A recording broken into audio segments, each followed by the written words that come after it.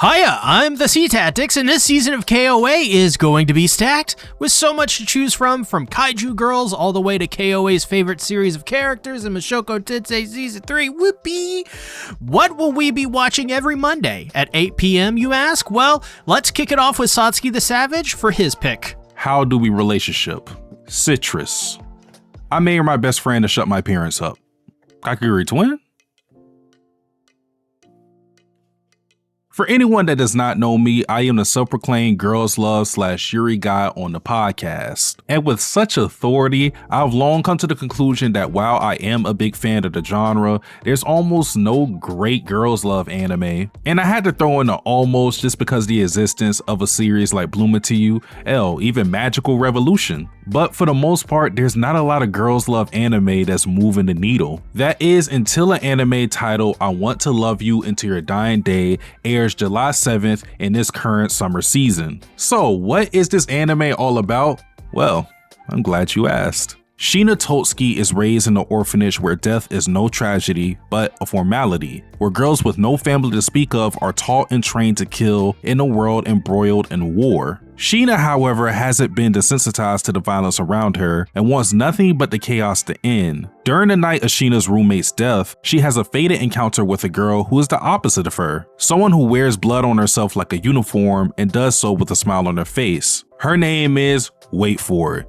Mimi, the rumored immortal secret weapon that the orphanage boasts and now current roommate of Shina. These two worlds collide, and as the dust settles, it's a wonder what will remain. Will it be hate? Will it be indifference? Will it be friendship? Or maybe it will be love. Now, I will be upfront and say I cannot co-sign this series with the utmost confidence because I did not read it. But with a compelling premise, good art and animation shown through the PV, and extremely positive reviews on both my anime list and AniList, I got a feeling about this in my Black Eyed Peas voice. It is so refreshing to see a series of this genre try to do more than the mundane life of shy boy and outgoing girl that most romances end up being. The added layer of war, death, and tragedy creates avenues that the series can maneuver through in any way it wants. I am most intrigued to see where this series will go, and I hope you, yes, you, will walk this journey with us, the King of Anime podcast, where we will be talking about this show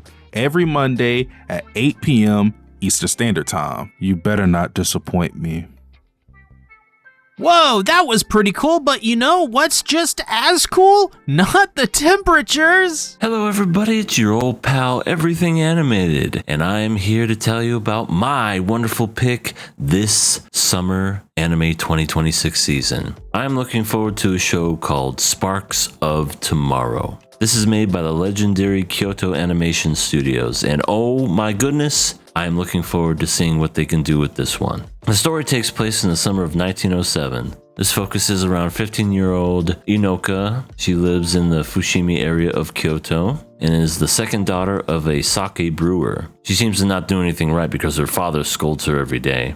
She's also a very religious person and prays to the gods every day. One day when she's at a shrine, she meets a young man named Kihachi. He is an atheist, he rejects the gods, and he boasts of an incoming age of electricity. Hence the name Sparks of Tomorrow, I suppose. There's a topic of marriage. It seems like Inako's father is basically forcing her into a marriage. So because of that, the only way to stop her marriage is to find an unusual book called the Electricity Catalog. So she has to team up with this boy that she just met, Kihachi, and they gotta go search for this book. They don't know where the whereabouts are when it comes to the book, but that's pretty much how the story starts from what I could see. It's been a long time since I've seen anything from Kyoto Animation, and I am most certainly looking forward to this because they have made some of the most gorgeous animes probably of the past decade, even more. So looking forward to this one this summer. Because I'm that confident, I'm saving the best for last. My pick for KOA Summer 2026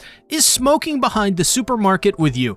This series is an adult romance about a 40-year-old salaryman named Sasaki. He's in a pretty dark moment in his life, lonely and depressed. The only positive moment in his day is at the end when he is able to go to the grocery store and see the smile of the friendly cashier Yamada. One day he doesn't see her there. He's depressed, so he goes outside to smoke alone, only to be called to come over by a goth baddie by the name of Taiyama. Not knowing they are the same people, Taiyama chooses to have fun with Sasaki as they develop a close friendship over smoking cigarettes in the cool Japanese city alleyway. I picked this series specifically because it focuses in on aspects of adult life that is compelling to someone who is, go figure, an adult, at least I hope I am. Seeing the two interact and not put up any kind of mask or position is refreshing. Both of them are able to be themselves in front of one another with no shame or pretense. With that, it becomes an effective commentary on societal expectations and the weight of it and its effects. Loneliness is a big topic in this series, and many other mental health or important subjects nobody really talks about or takes seriously is discussed here. Plus, there is a big focus on a slow burn romance between Taiyama and Sasaki that I think is genuinely unique and interesting, tackling the idea that age gap relationships aren't as taboo or even an issue anymore, as Sasaki is 40 and Taiyama is just 24. This series will blow your expectations away, as it was originally a Twitter series turned into a manga, now turned into an anime, with all of them already, and yes, even the anime blowing expectations out of the water. I expect you guys to love this series just as almost everyone who has read it or watched it has. It's wholesome, yet tackles subjects adults actually do care about. Make sure to subscribe, as we will be live every Monday at 8 p.m. EST to talk about these anime.